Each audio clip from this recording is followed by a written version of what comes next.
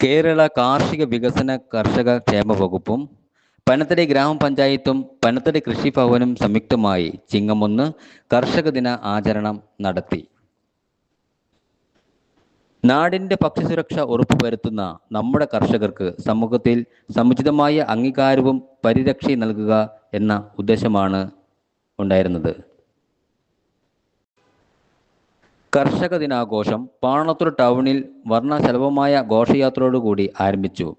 കൃഷിഭവനിൽ 300ഓളം നെൽവിത്തുകളും 88ഓളം വിത്തുകളും പഴയ തലമുറയിലെ കർഷകരുടെ പണി ആയുധങ്ങളും ദിനാചരണത്തിൽ പ്രദർശിപ്പിച്ചു.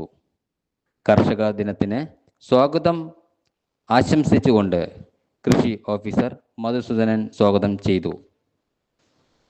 ശ്രീമതി പ്രസന്ന പ്രസാദ്, പ്രസിഡന്റ്, പനത്തടി ഗ്രാമപഞ്ചായത്ത് അധ്യക്ഷത നിർവഹിച്ചു. ഉദ്ഘാടന കർമ്മം നിർവഹിച്ചത് Shrimati M Lakshmi, president, Parappa block panchayat. ആശംസകൾ അർപ്പിച്ച് സംസാരിച്ചത് Shri P M Kuriakose, Shrimati M Padmakumari, Shrimati Latha Aravindan തുടങ്ങിയവർ സംസാരിച്ചു.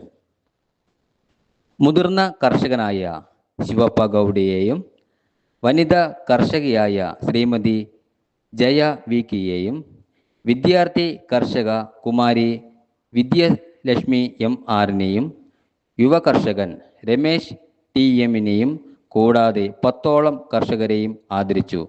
ആഘോഷത്തിന് പരിസമാപ്തി കുറിച്ചുകൊണ്ട് വിഭവസമൃദ്ധമായ സദ്യയും ഉണ്ടായിരുന്നു.